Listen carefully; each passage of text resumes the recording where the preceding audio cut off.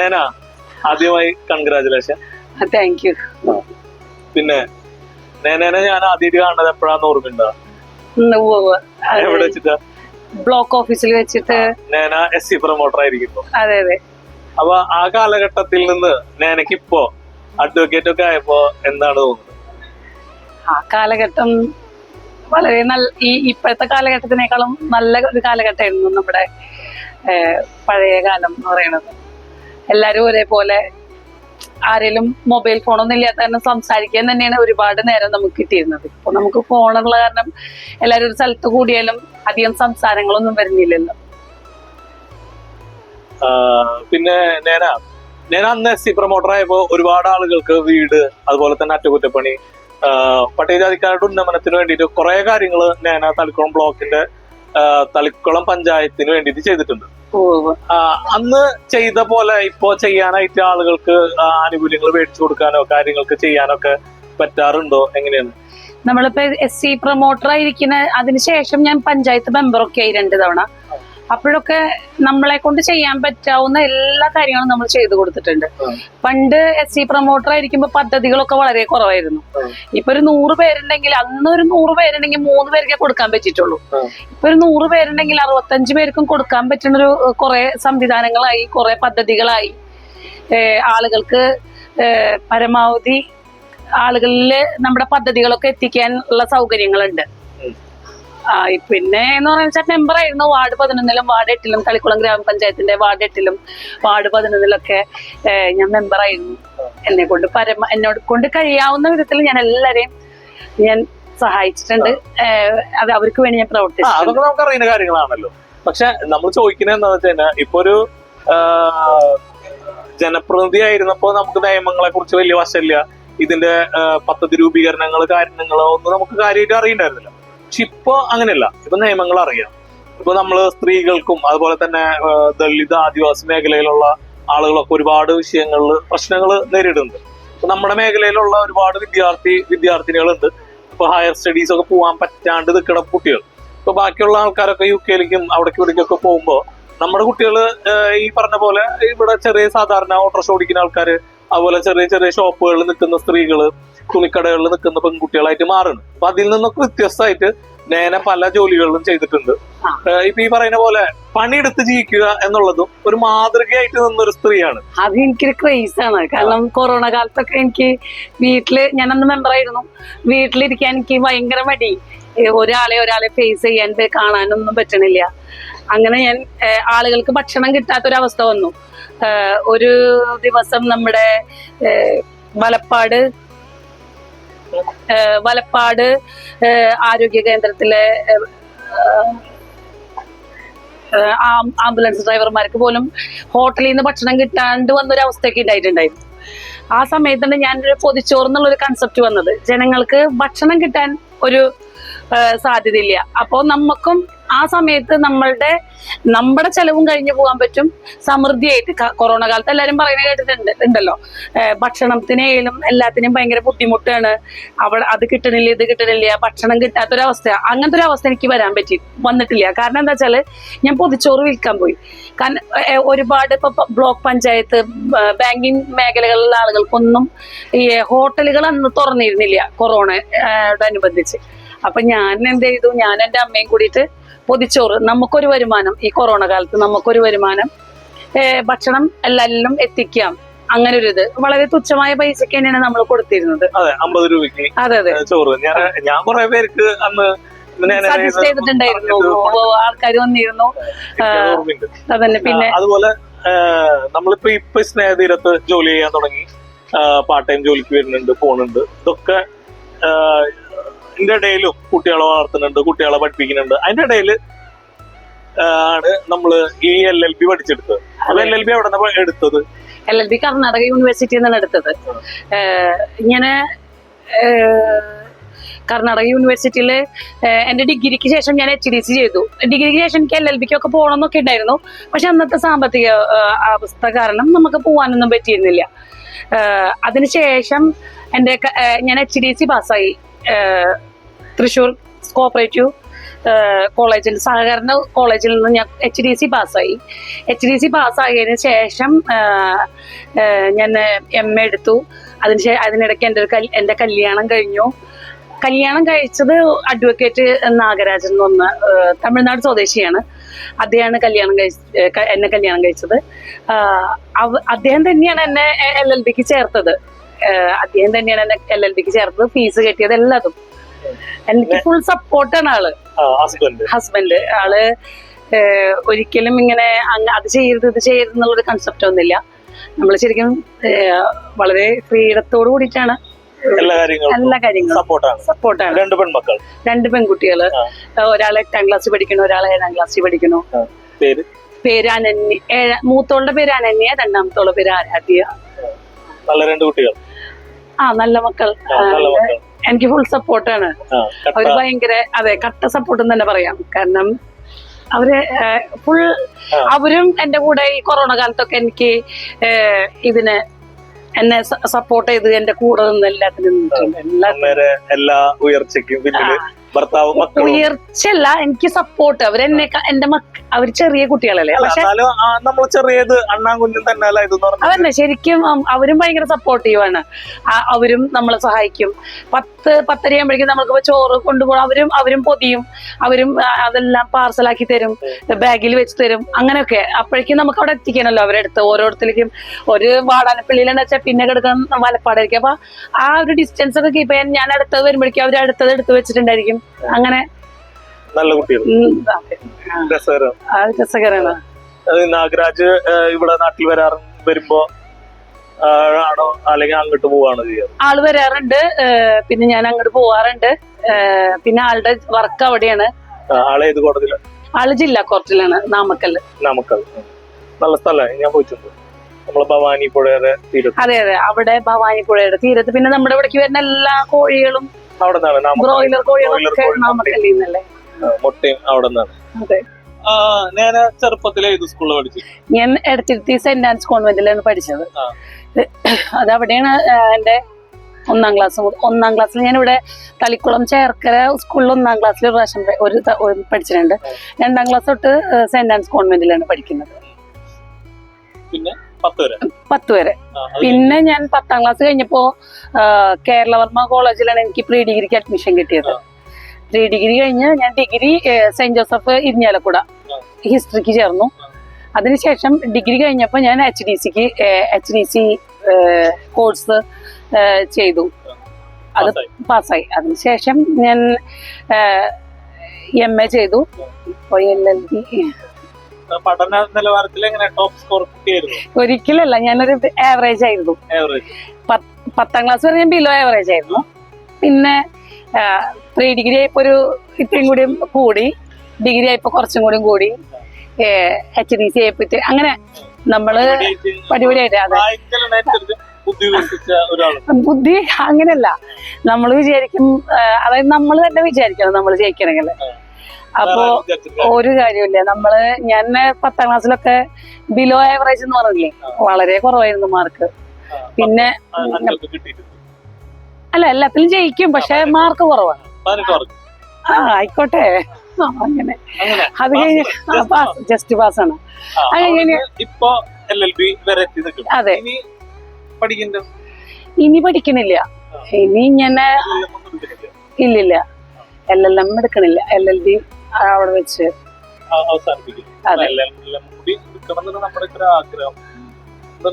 പറയാനുള്ളത്. കാരണം നിർത്തരുത്, പഠനം ഒരിക്കലും നമ്മൾ അവസാനിപ്പിക്കാൻ പാടില്ല. പഠനം നിർത്താനല്ല, നമുക്ക് വയസ്സായില്ലേ. വയസ്സെന്ന് പറഞ്ഞാൽ ഇതൊരു വയസ്സല്ല, വയസ്സായാലും പഠിക്കാവുന്നതാണ്. പഠനം എപ്പോഴും ആവശ്യം. ഞാൻ ഇനിയും തുടർന്ന് പഠിക്കാം എന്നുള്ള ഒരു രീതിയിൽ തന്നെ നിൽക്കണം എപ്പോഴും. പിന്നെ ചോദിക്കാനുള്ളത്, ഈ എഴുത്ത് വായന അങ്ങനെയുള്ള മേഖലയിൽ ഉണ്ടോ? ഇല്ല, എഴുത്തും വായന വളരെ കുറവാണ്. എഴുത്തും കുറവാണ്. അങ്ങനെ ഒരു ഇതൊന്നുമില്ല. പിന്നെ നമ്മളെ ഇതുപോലെ തന്നെ പൊതുപ്രവർത്തന മേഖലയിൽ ഇപ്പൊ 2 തവണ പഞ്ചായത്ത് മെമ്പറായി, എന്തെങ്കിലുമൊക്കെ വികസനാത്മകമായ പ്രവർത്തനങ്ങളിൽ പങ്കാളിത്തം? നമ്മളെ കൊണ്ട് ചെയ്യാവുന്ന പരമാവധി കാര്യങ്ങളൊക്കെ എന്റെ വാർഡിലെ ജനങ്ങൾക്ക് ഞാൻ ചെയ്തു കൊടുത്തിട്ടുണ്ട്. അതുപോലെ പാർട്ടിയുടെ കോൺഗ്രസ് പാർട്ടിയിൽ സജീവമായിരുന്നു. യൂത്ത് കോൺഗ്രസിലൊക്കെ, SUലോ, മഹിളാ കോൺഗ്രസിലൊക്കെ വല്ല സ്ഥാനങ്ങൾ വഹിച്ചിട്ടുണ്ട്? ഞാൻ KSU ആയിരുന്നു കേരളവർമ്മയിൽ വെച്ചിട്ട്. പിന്നെ അച്ഛനൊക്കെ പാരമ്പര്യമായിട്ട് അച്ഛനൊക്കെ കോൺഗ്രസ് രാഷ്ട്രീയം കൊണ്ടു നടന്നതാണ്. അപ്പൊ അതിന്റെ ഒരു ഇതിൽ ഞാൻ KSU ആയിരുന്നു. കേരളവർമ്മ തൊട്ടിട്ടാണ് നമുക്ക് രാഷ്ട്രീയം വന്നത് ശക്തമായിട്ട്. ഇവിടെ സെയിന്റ് ആൻസില് സിസ്റ്റർമാരുടെ സ്കൂളായിരുന്നു. അവിടെ അങ്ങനെയൊന്നും രാഷ്ട്രീയം ഒന്നും ഉണ്ടായിരുന്നില്ല, എടത്തിരുത്തി കോൺവെന്റില്. പിന്നെ ഞാൻ കേരളവർമ്മയിലാണ് പോയി. ആ സമയത്താണ് ഞാൻ കേരളവർമ്മയിൽ പഠിക്കുന്ന സമയത്ത് പരിയാരം മെഡിക്കൽ കോളേജ് സമരം ഒക്കെ ഉണ്ടായി. കേരളവർമ്മയിൽ എന്നും സമരമായിരുന്നു, ക്ലാസ് ഒന്നും ഉണ്ടായിരുന്നില്ല. അപ്പൊ ഈ സെയിന്റ് ആൻസിന്ന് പോയിട്ട് കേരളവർമ്മയിൽ പോയപ്പോ ഭയങ്കര ഒരു ബുദ്ധിമുട്ട് നമുക്ക് അനുഭവപ്പെട്ടു. കാരണം നമ്മള് സിസ്റ്റർമാര് സ്കൂളിൽ പഠിക്കുന്ന ഒരു സമരങ്ങളോ രാഷ്ട്രീയമോ ഒരു തല്ലുകൂട്ടോ ഒന്നും കണ്ടിട്ടില്ല. അപ്പൊ എനിക്ക് തന്നെ മനസ്സിനൊരു ഒരു ഇത് തോന്നി, ഇഷ്ടായില്ല. അങ്ങനെ രാഷ്ട്രീയം തല്ലുപിടുത്തൊക്കെ കണ്ടപ്പോ ഞാൻ വീണ്ടും ഇഷ്ടക്കുറവെന്ന് പറഞ്ഞാൽ ഞാൻ ആദ്യ ചെറുപ്പം മുതലേ സിസ്റ്റർമാര് സ്കൂളിൽ പഠിച്ച കാരണം അങ്ങനെയല്ല, അച്ചടക്കം ബഹുമാനമല്ല ഉദ്ദേശിക്കുന്നത്. നമുക്ക് ഇതേപോലെ ഒരു ഇതുണ്ടായിരുന്നില്ല ഒരു അപ്പൊ അങ്ങനെ ഞാൻ വീണ്ടും സെയിന്റ് ജോസഫ് ഇരിഞ്ഞാലക്കുടയ്ക്ക് ഡിഗ്രിക്ക് കഴിഞ്ഞിട്ട് ഞാൻ സെയിന്റ് ജോസഫ് ഇരിഞ്ഞാലക്കുടയ്ക്ക് പോയി. അവിടെ പഠിച്ചത്.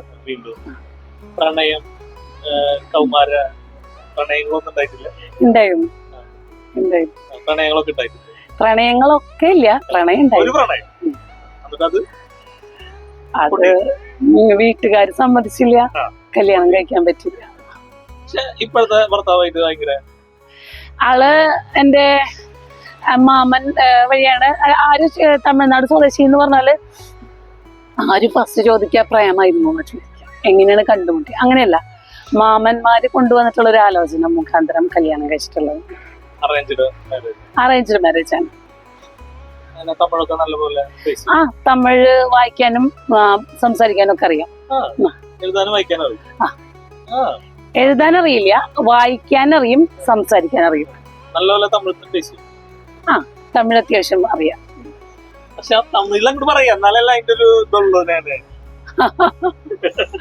തമിഴ് കൊഞ്ചം കൊഞ്ചം പേസുവാണ്. പിന്നെ ഇപ്പോ ഉള്ള ജോലികളൊക്കെ നിർത്തി ഇനി വീണ്ടും കോടതിയിലേക്ക് കഴിഞ്ഞ ദിവസം അതിന്റെ അംഗീകാരമൊക്കെ കിട്ടി, സർട്ടിഫിക്കറ്റ് ഒക്കെ കിട്ടി. ഇനി പ്രാക്ടീസ് ആരുടെയും കീഴിൽ നോക്കുന്നുണ്ട്. എനിക്ക് ഇവിടുന്ന് പെട്ടെന്ന് പോകാൻ പറ്റില്ല. ഞാൻ സ്നേഹതീരത്തെ മാനേജറാണ്.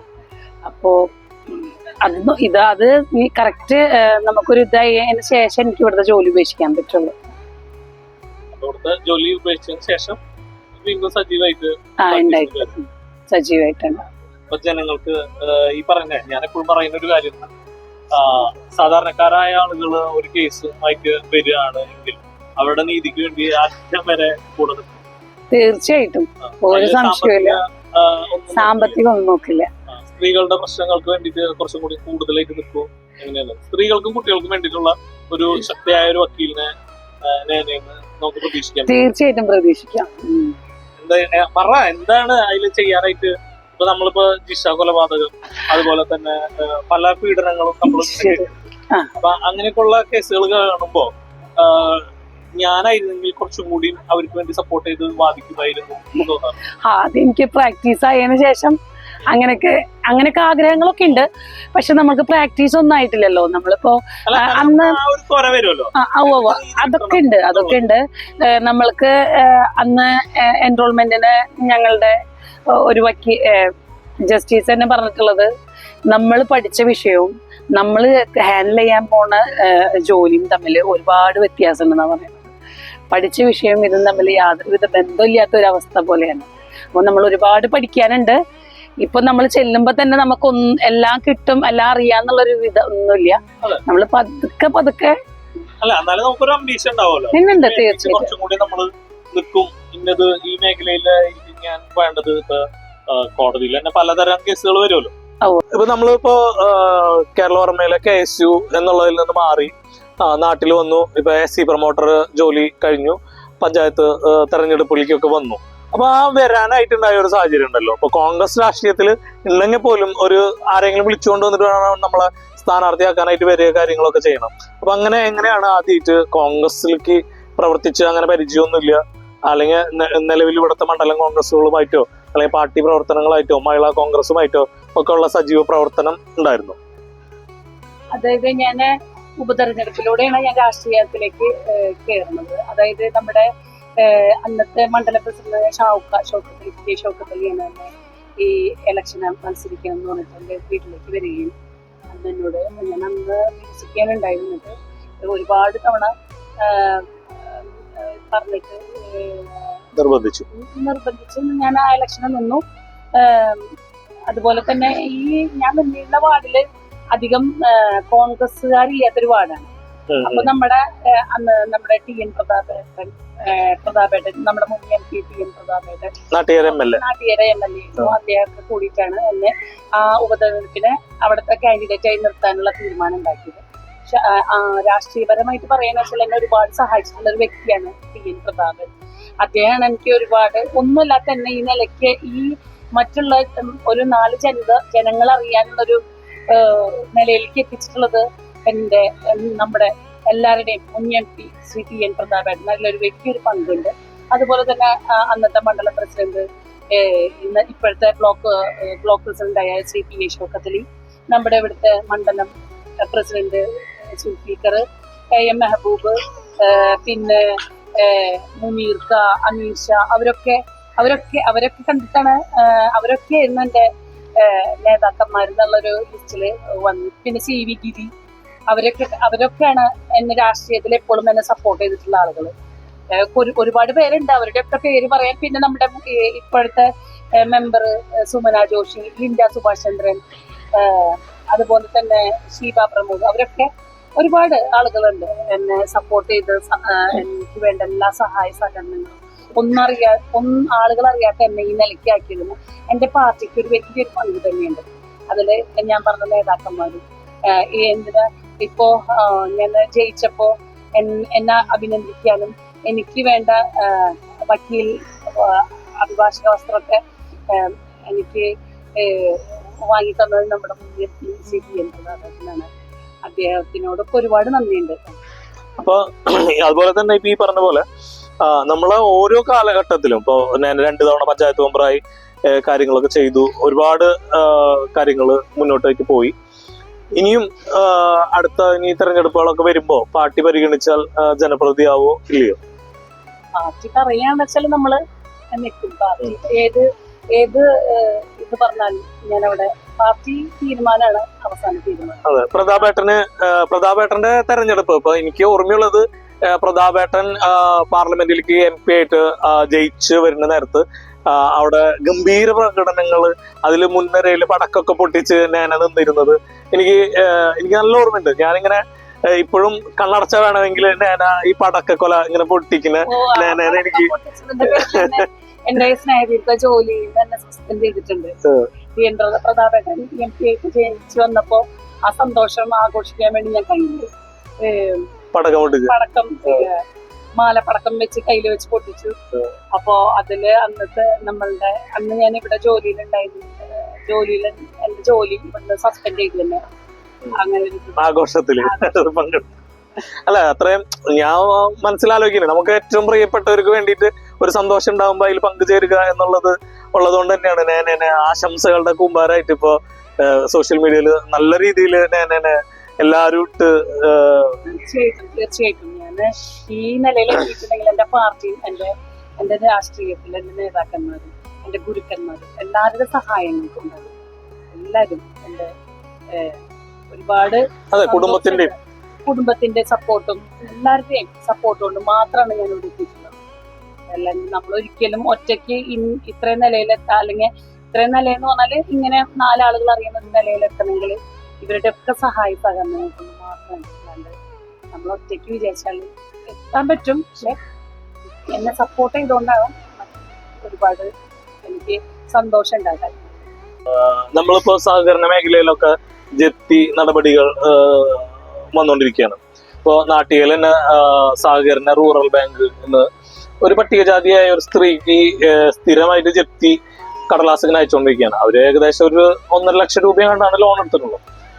ഇത്തരം ആളുകൾ ലോൺ എടുക്കുകയും അത് അടയ്ക്കാൻ പറ്റാണ്ടായ ഒരു അവസ്ഥകൾ എന്ന് പറഞ്ഞാൽ കൊറോണ, കോവിഡ്, പിന്നെ അതുപോലെ തന്നെ നോട്ട് നിരോധനമൊക്കെ വന്നപ്പോൾ ആളുകൾക്ക് ബുദ്ധിമുട്ട് സാമ്പത്തികമായിട്ടൊക്കെ വന്നു. അപ്പൊ ഇത്തരം കാര്യങ്ങളിലൊക്കെ ഇപ്പൊ ഈ വകുപ്പുകൾ മുഖാന്തരം എഴുതി തള്ളണ പൈസ വകുപ്പുകൾ കൊടുത്തിട്ട് സബ്സിഡി കൊടുത്തും അല്ലെങ്കിൽ മറ്റു രീതിയിലൊക്കെ കൊടുക്കുന്ന കാര്യങ്ങളുണ്ട്. ഇത്തരം കാര്യങ്ങളെ കുറിച്ചിട്ടൊന്നും ഈ സാധാരണ ജനങ്ങൾക്ക് അറിയുന്നില്ല. ഇപ്പൊ ബാങ്കുകള് ഇപ്പൊ സഹകരണ അദാലത്തുകൾ നടത്തുന്നു. അപ്പൊ അതിലൂടെ ഇവർക്ക് മികച്ച ഒരു പ്രവർത്തനങ്ങളൊന്നും കിട്ടുന്നില്ല. അപ്പൊ അതിനെ കുറിച്ചിട്ടൊക്കെ ഒരു അവയർനെസ് കൊടുക്കാനോ കാര്യങ്ങളെ കുറിച്ചൊക്കെ അറിയാനൊക്കെ ഉള്ള ആളുകളൊക്കെ വരുമല്ലോ. ഇപ്പൊ മെമ്പറെ അടുത്ത് മുൻ പഞ്ചായത്ത് മെമ്പർ എന്നുള്ള നിലയിൽ വരും, ഇനിയിപ്പോ അഡ്വക്കേറ്റ് എന്നുള്ള നിലയിലൊക്കെ വരും. അപ്പൊ നിങ്ങളാണെങ്കിൽ HDC പഠിച്ച ഒരാളാണ്. അപ്പൊ നിങ്ങൾക്ക് ഇതിനെ കുറിച്ചിട്ട് കോർപ്പറേറ്റ് നിയമങ്ങളെ പറ്റിയിട്ടൊക്കെ കുറച്ചൊരു ധാരണയുള്ള ഒരാളായിരിക്കും. അപ്പൊ അതിനെ കുറിച്ചൊക്കെ ആളുകൾ വന്ന് ചോദിച്ചു കഴിഞ്ഞാൽ പല വിഷയങ്ങളും ഇപ്പൊ ആൾക്കാർ പറയുന്ന പോലെ ഒരു വിഷയത്തിൽ മാത്രമല്ലാത്ത കാരണം കൊണ്ട് പല വിഷയങ്ങളും പല ജീവിതാനുഭവങ്ങളുള്ള ആളുകളെയും കണ്ട് കാര്യങ്ങൾ അനുഭവപ്രാപ്തിയായ ഒരാള്. അപ്പൊ അഡ്വക്കേറ്റ് എന്നുള്ള നിലയിൽ ഇതെല്ലാം നിങ്ങൾക്ക് ഉപയോഗിച്ച് നല്ല രീതിയിൽ ജനങ്ങളെ സേവിക്കാൻ പറ്റും എന്നാണ് ഞങ്ങളൊരു പ്രതീക്ഷിക്കുന്നത്. അപ്പൊ നേന എന്നുള്ള നിലയിൽ ഇപ്പൊ ഈ കാര്യങ്ങളിലൊക്കെ കുറിച്ചിട്ട് നേനയുടെ അഭിപ്രായം എങ്ങനെയാണ്? സഹകരണ മേഖലകളിലൊക്കെ വരുമ്പോ ഈ നമ്മുടെ വർഷാവസാനത്തിലൊക്കെ ഒരുപാട് ആളുകൾക്ക് ജപ്തി നടപടികളുടെ ഇതൊക്കെ വരാറുണ്ട്. നമ്മളിപ്പോ സാധാരണ എന്താ വെച്ചാല് അവര് മൊത്തമായിട്ട് അടയ്ക്കാനൊന്നും ആരെ കൊണ്ടും പറ്റില്ല. സാധാരണക്കാരാണല്ലോ ഈ 1.5 ലക്ഷം 50,000 രൂപയിൽ എടുക്കുക. അപ്പൊ നമുക്ക് അവർക്ക് പല വിധത്തിൽ അടയ്ക്കാനുള്ള സൗകര്യങ്ങളൊക്കെ ഒരുക്കാൻ പറ്റും. ഒന്നില് നമുക്ക് അതിൻ്റെതായ നമ്മൾ RDO പോലുള്ള നമ്മുടെ പോയി പറയുകയാണെങ്കിൽ അവര് തന്നെ നമുക്കതൊരു ഗഡുക്കളാക്കി തരും. ഇത് ഇപ്പൊ തന്നെ അടയ്ക്കണം എന്ന് പറഞ്ഞാൽ ജനങ്ങൾക്ക് പറ്റാത്ത കാര്യമാണ്. ഈ 50,000 രൂപയ്ക്കും 1 ലക്ഷം രൂപയ്ക്കും ക്യൂ നിന്ന് കുറെ ദിവസം ഓടി നടന്ന് ഈ വാങ്ങുന്നതൊക്കെ സാധാരണക്കാരായിരിക്കും. പണക്കാരൊരിക്കലും ഈ 50,000 അല്ലെങ്കിൽ 25,000 രൂപയും ചോദിച്ച് ഒരിക്കലും വരില്ല. അപ്പൊ എന്താന്ന് വെച്ചാല് അവർക്ക് അതിൻ്റെതായ ഗഡുക്കളായി കൊടുക്കാനുള്ള ഓപ്ഷനുകളൊക്കെ ഉണ്ടല്ലോ. അതിനൊക്കെയുള്ള ഒരു മുന്നിട്ട് നിൽക്കും ഉണ്ടായിരിക്കും. ഇപ്പൊ അവരെ മാനസികമായിട്ട് ഇപ്പൊ പല ആളുകളും ഇപ്പൊ നമ്മൾ കാണുന്നുണ്ട് സഹകരണ സ്ഥാപനങ്ങളിൽ നിന്ന് ലോൺ എടുത്ത് അല്ലെങ്കിൽ ഡെപ്പോസിറ്റ് കൊണ്ട് ഇട്ടിട്ട് എടുക്കാൻ ചെല്ലുമ്പോ പൈസ ഇല്ല, പിന്നെ വായു കൊടുക്കാണ്ട് ഇപ്പൊ പല ആൾക്കാർ ഇപ്പൊ ആത്മഹത്യ ചെയ്യുന്ന അവസ്ഥ പോലും ഉണ്ട്. ഇപ്പൊ ജനങ്ങളുടെ ജീവനും സ്വത്തിനും സംരക്ഷണം നൽകേണ്ട ആളുകൾ അതിന് ചെയ്യുന്നില്ല എന്നുള്ളതാണ് നമുക്ക് പലപ്പോഴും തോന്നുന്നത്.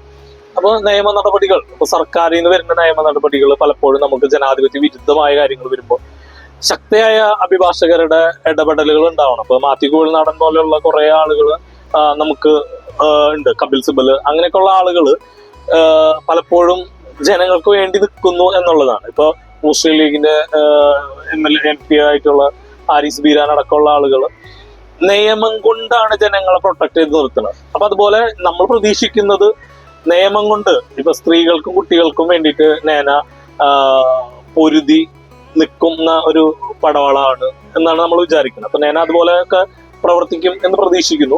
തീർച്ചയായിട്ടും പ്രതീക്ഷിക്കാം. അങ്ങനെ തന്നെയാണ്. സ്ത്രീകൾക്കും കുട്ടികൾക്കും പാവപ്പെട്ട ജനങ്ങൾക്കും എപ്പോഴും എന്റെ പിന്തുണയും എന്റെ സഹകരണവും ഉണ്ടായിരിക്കും. അപ്പൊ നമ്മൾ അങ്ങനെ ആണ് പ്രതീക്ഷിക്കുന്നത്. ഇപ്പൊ ഒരു കേസുകൾക്ക് ഇപ്പൊ തമിഴ്നാട്ടിൽ നടന്ന ഒരു കൊലപാതകമുണ്ട്, ശ്രുതിയുടെ ഒരു കൊലപാതകം, വലപ്പാട് പഞ്ചായത്തിലെ ഒരു കുട്ടി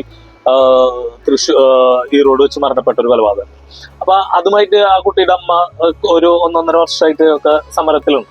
അപ്പൊ അവരൊക്കെ ഒന്ന് ബന്ധപ്പെടുത്തി സമരങ്ങളും കാര്യങ്ങളൊക്കെ ആയിട്ട് നമ്മൾ പോയിരുന്നു.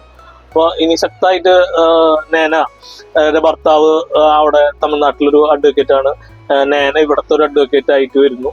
അപ്പൊ ഇതിലൊക്കെ ഒരു ഇടപെടലുകൾ ഉണ്ടാവണമെങ്കിൽ ഉണ്ടാവാം. കാരണം ഹസ്ബൻഡിന്റെ വീട് ഈറോഡാണ്. ഈറോഡ് കോർട്ട് വന്ന നാമക്കല്ലാണ്.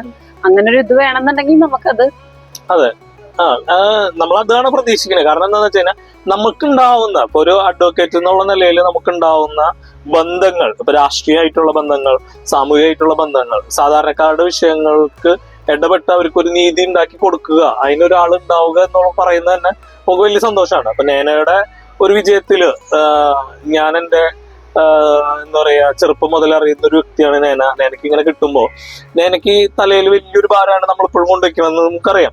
പല പല ചോദ്യങ്ങളിലൂടെ പല പല കാര്യങ്ങളിലൂടെ നേനെ ഇതൊക്കെ ഒന്ന് ശ്രദ്ധയിൽപ്പെടുത്തണമെന്ന് മാത്രമേ ഉള്ളൂ. നേന അങ്ങനെ ആവണം. സാമ്പത്തികമായിട്ട് നമ്മളെ അവസ്ഥകൾ പലപ്പോഴും പല ആളുകളുടെയും ഒന്നും വലിയ ഡെപ്പോസിറ്റുകൾ ഉണ്ടാവണമെന്നില്ല. ചിലപ്പോൾ തകർന്ന് തരിപ്പണായിട്ട് നിൽക്കുന്ന ആൾക്കാരായിരിക്കാം.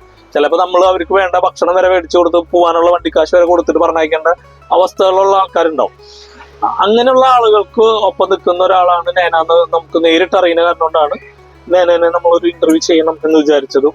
അപ്പോൾ ഞങ്ങളുടെ ഒപ്പം വന്നതിനും സംസാരിച്ചതിനും നന്ദി, നമസ്കാരം. സന്തോഷം.